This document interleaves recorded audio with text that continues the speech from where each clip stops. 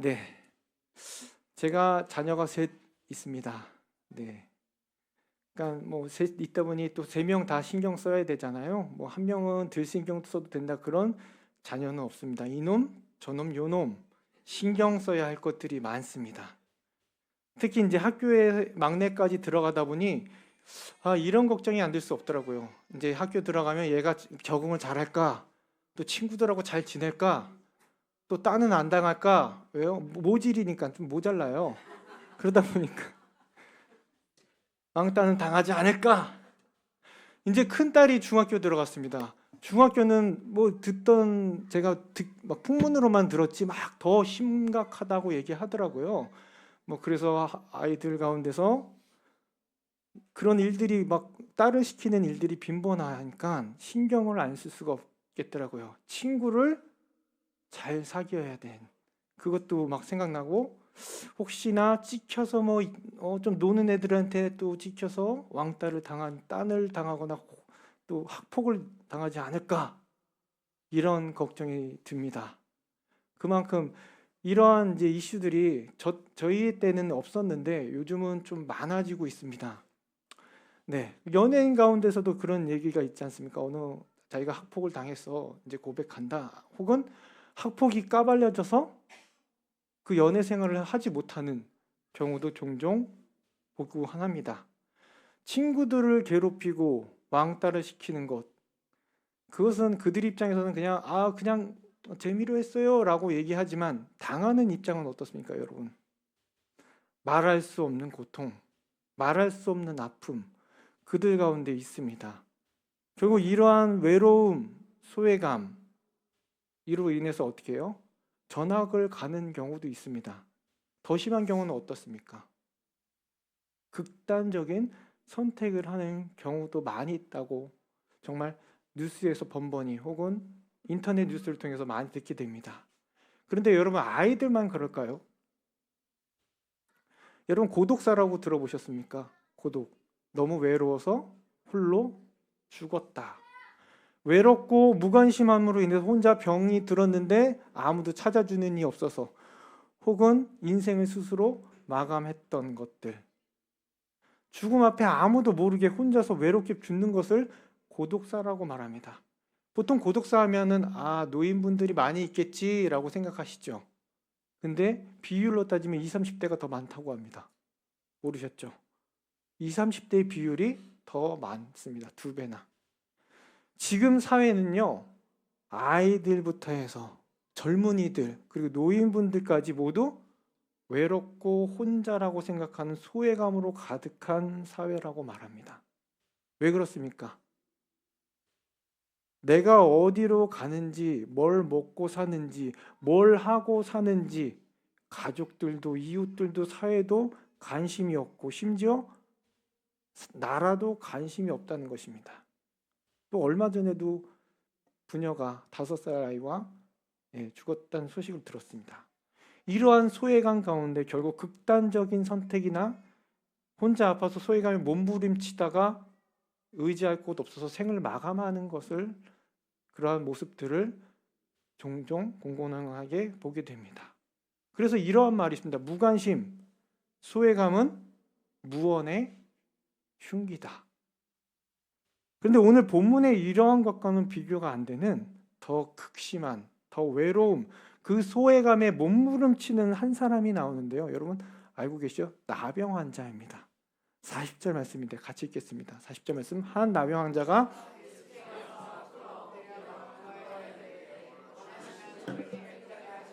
있나이다. 여러분, 나병에 걸린 이 사람 진짜 저희가 상상할 수 없는 소외감, 외로움 그 가운데 몸부림치게 됩니다. 레위기에 보면요, 13장에 특히 보면 이스라엘 율법과 또 규례에 대해서 나병에 관해서 말씀해 주는데요. 이 병에 걸린 사람은 어떤 사람이라고 규정하고 있는지 아십니까? 부정하다. 부정한 사람이다. 그래서 어느 누군가에게도 신체 접촉을 할 수 있어요, 없어요? 없습니다. 왜요? 정상적인 사람이 그 나병 환자가 정상적인 사람과 스치기만 해도, 부딪히기만 해도 뭐라고 합니까? 그 사람까지 부정하다. 그 부정한 사람이 되어버리니까 어떻습니까? 어떻게 됩니까? 나병 환자가 가까이만 와도 어떨까요? 소리 지르겠죠. 저리 가, SS야. 욕을 합니다. 이 더러운 부정한 놈아 하면서 심지어 돌을 던지기도 합니다. 그러면서 나병 환자를 멀리하죠. 그러니 그 나병 환자의 가족들 역시 예외가 아닙니다. 사랑하는 가족들, 부모, 자녀 할 것 없이 누구하고도 같이 살 수 없는 처지가 됩니다. 일터, 내가 일했던 곳, 가정, 마을에서 떠나서 저 마을 밖에 나가 천막을 치고 혼자 삽니다. 아무도 없는 들판에서 홀로 생활하게 되지요. 누구 하나도, 한 사람도 관심을 가지고 말을 걸거나 인사를 하지 않아요. 여러분, 얼굴이라도 마주치면 어떻게 될까요? 침을 뱉습니다. 재수없어. 이 부정한 것. 돌이라도 안 맞으면 다행이죠. 누가 와서 눈을 마주치면서 인사하는 사람은 한 명도 없습니다. 지금까지 함께 사랑하며 살아왔던 모든 사람들의 관심이 어떻게 합니까?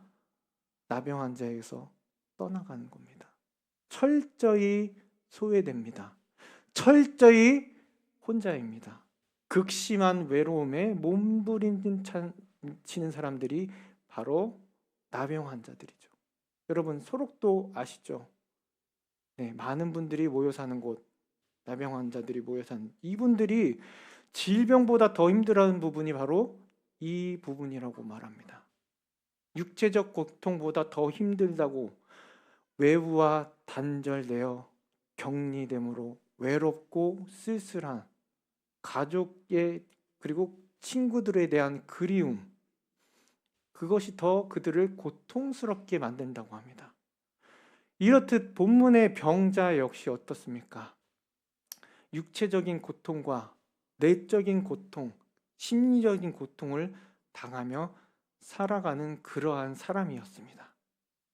그런데 이 환자요, 모든 사람이 부정하다 외면하고 있을 때, 이제 난 이렇게 외롭게 있다가 그냥 죽겠구나, 고독하게 살다가 죽겠구나, 그 무리에서 그냥 살다가 죽겠구나, 아무도 나를 찾아오지 않겠구나 라고 생각하고 있을 때에 모든 사람이 거부하고 나에 대해서 무관심하고 외면할 때에 딱 한 분만은 그렇지 않으셨습니다.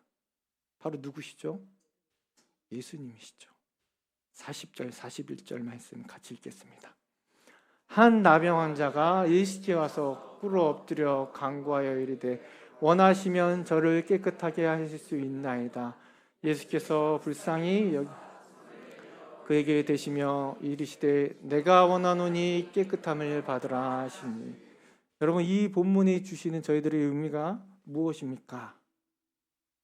비록 이 나병에 걸린 이 사람과는 주변에 어느 누구도 말도 접촉도 해서는 안 됩니다. 그리고 그 사람을 더욱이 공동체 안으로 들여보내는 것은 더더욱 안 되지요.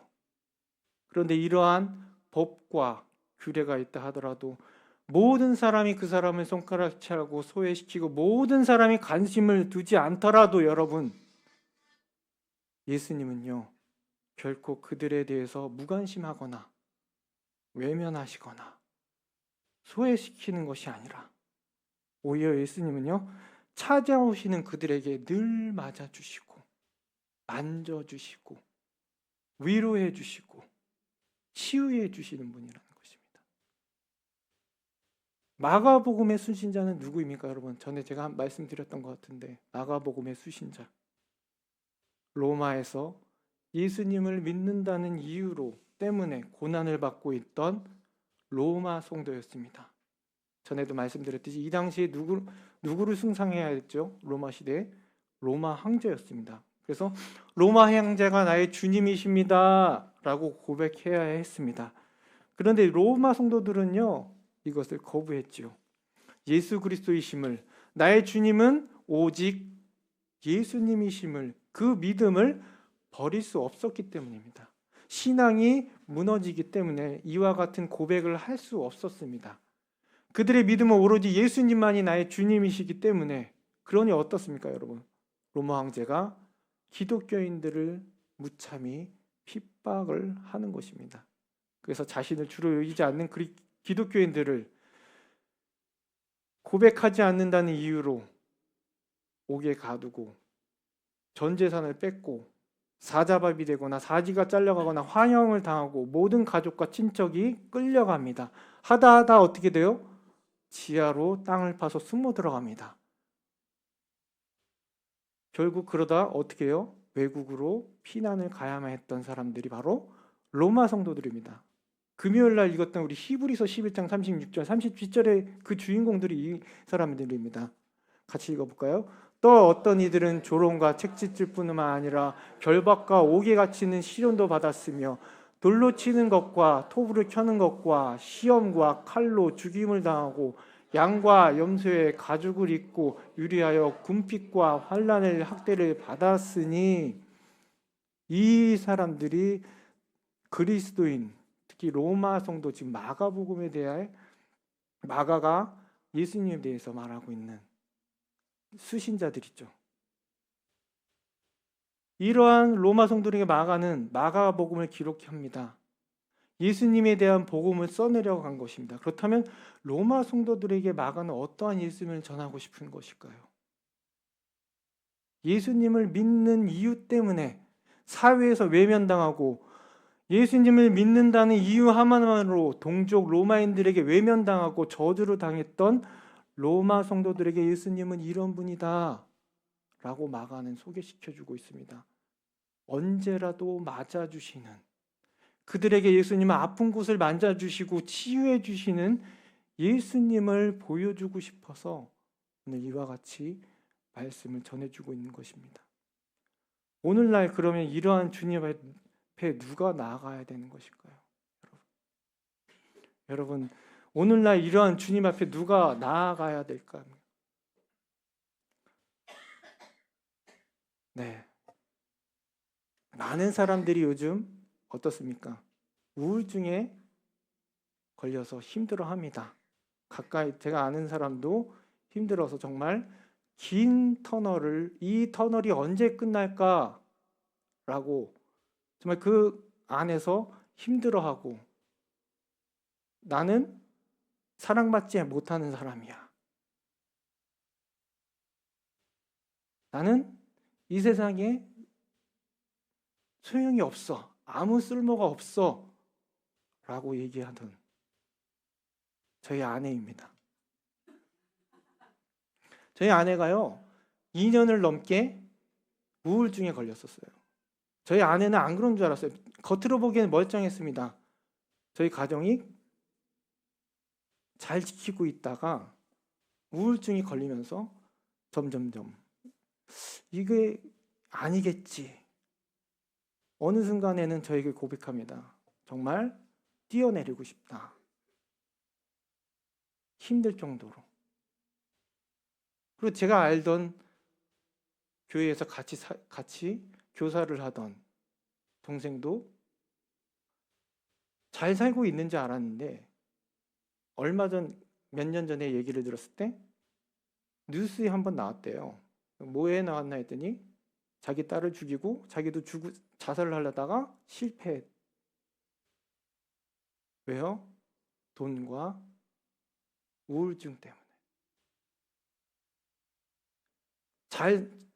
함께 같이 잘 교사의 역할을 잘했던 여동생이었는데, 잘 사는 줄 알았는데, 잘 있다고 했는데, 이와 같이 힘들고 어려운 가운데 있는 사람이었던 것이죠. 이와 같이 본문의 병자를 통해서, 이 세대를 통해서, 이들을 통해서 오늘을 사는 우리들을 바라보게 됩니다. 질병으로 인한 고통, 미래의 불안감, 사람과의 관계, 개인주의로 인한 심각한 소외감 속에서 힘들어합니다. 요즘 심각하게 되는 문제가 뭐가 있습니까? 가정 문제 아닙니까? TV를 틀면 가정이 파괴되고 서로 이혼하려고 그러고 서로 잡아먹으려고 그러고, 자녀 문제, 누구에게도 말하기 힘든 여러 문제를 감추고 있다가 심한 우울증에 시달립니다. 그러다가 스스로 해결책을 찾고자 하지만 쉽지 않습니다. 그러다가 폐인이 되거나 혹은 극단적인 선택을 하기도 하는 것이 현대인들 아닙니까? 누구나 이 문제 앞에서 자유하지 못하다는 거예요. 겉으로 멀쩡해 보이지만 누구 하나 병자 아닌 사람이 없다라는 것입니다. 속은 이미 썩어 문드러져 나병 환자 같이 어려운 가운데 있는 사람들이 아닌가요? 그것이 바로 저와 여러분일 수도 있습니다. 그러니 우리 모두가 주님께 나아가 긍휼을 구해야 하는 것입니다.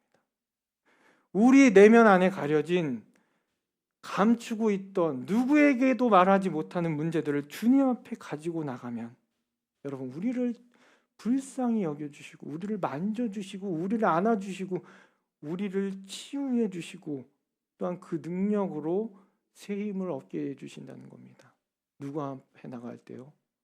주님 앞에 나아갈 때입니다.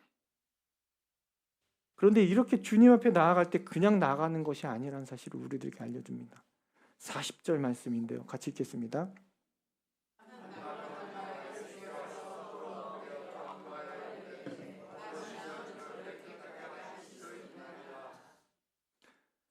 원하시면 저를 깨끗하게 하실 수 있사옵나이다. 원하시면. 여기에는 두 가지 의미가 나병 환자의 고백에 담겨져 있습니다. 하나는 주님, 원하시면 무엇이든지 하실 수 있는 능력이 있으십니다. 믿음이 담겨져 있죠. 주님이 못할 것은 없습니다. 주님이 하시기만 하면 돼요. 라는 그 믿음이 담겨져 있습니다. 그리고 두 번째는 무엇입니까? 주님, 원하시면 무엇이든지 할 수 있는데 제 질병도 고칠 수 있으신데 제 간구에 대하여 주님의 뜻과 결정에 온전히 따르고 순종하겠습니다. 순종의 고백이 담겨져 있는 거예요. 주님은 하실 수 있지만 주님의 결정에 따르겠습니다. 주님이 치유해 주시면 치유함을 받겠습니다. 즉 믿음과 주님의 뜻을 따르겠다는 순종의 마음에 두 가지 의미가 담겨져 있습니다. 가장 중요한 것은 주님이 나를 치유할 결정은 오직 주님께 있습니다. 나의 치유는 모든 것의 주권자이신 주님께 있습니다. 저는 오직 주님께서 결정하신 대로 순종하겠습니다. 치유 안 하셔도 그 말씀에 따르겠습니다. 무조건 치유해 주세요. 무조건 낫게 해주세요. 무조건 해주세요. 라고 아니라 온전한 신앙, 온전한 믿음, 내 뜻보다는 주님 뜻이 원하심으로 우선으로 하고 거기에 순종하는 신앙이라는 것입니다. 여러분 이것이 바로 주님 앞에 겸손한 자의 모습 아닙니까? 내 뜻, 내 계획, 내 목적이 우선이 아니라 하나님 뜻, 하나님 계획, 하나님의 목적이 우선이라는 것. 그런 겸손한 자를 오늘도 찾으십니다. 저와 여러분들에게 필요한 신앙이 아닐까요? 이러한 온전한 신앙인의 기도는요, 주님께서 이미 겟세마네 동산에서 이와 같이 기도하셨습니다. 내 십자가의 앞에 그 십자가의 사역을 앞두고 있던 예수님께서, 인성을 가지고 있었던 예수님께서 어떤 기도를 하십니까? 주님, 주님 뜻대로, 주님의 뜻대로 되기를 원대로 하옵소서. 나의 뜻대로 마옵시고. 이것을 피할 수 있으면 피하게 해주시면 감사하겠지만 주님, 나의 원대로 마옵시고 아버지 뜻대로 하옵소서. 오늘 병자의 간구의 기도, 예수님의 기도와 같습니다.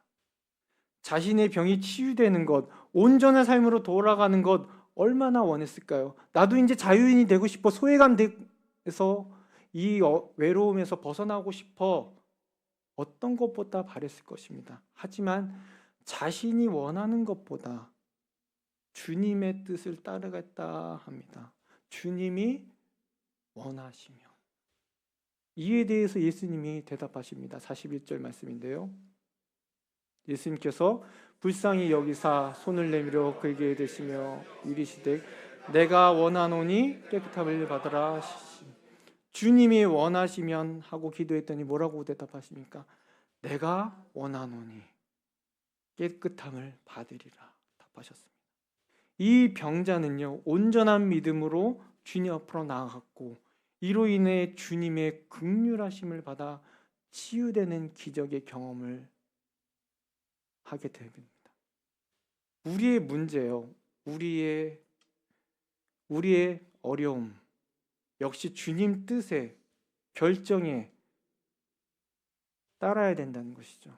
나의 문제의 관심보다 거기에 대한 그것을 통해서 주님이 나에게 무엇을 원하시는지를 바라봐야 된다는 것입니다. 왜 내게 이런 시련, 왜 내게 이 어려움을 주셨는지 주님의 뜻을 먼저 살펴야 된다는 것입니다.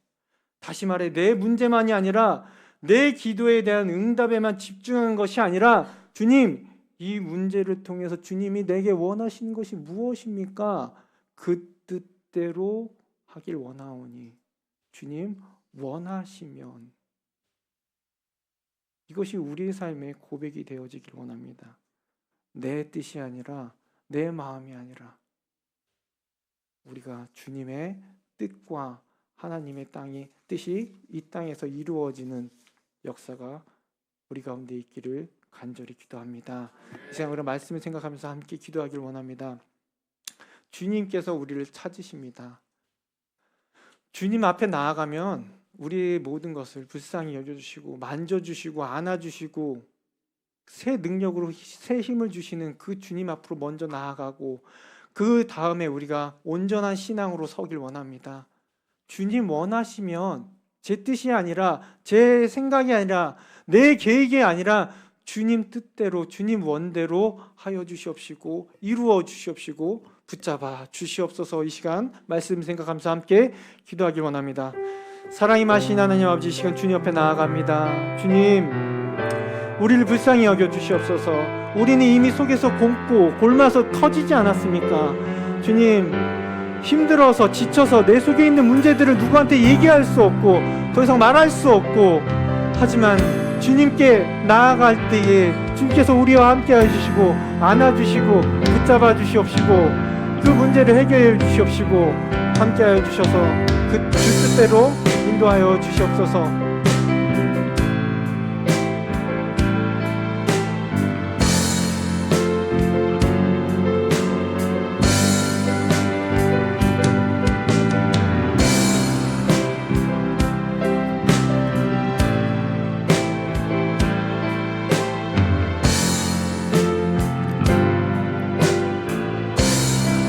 우리가 다 같이 뜻을 모아서 한번 기도할 때 이 나라 민족을 위해서 한번 기도했으면 좋겠습니다.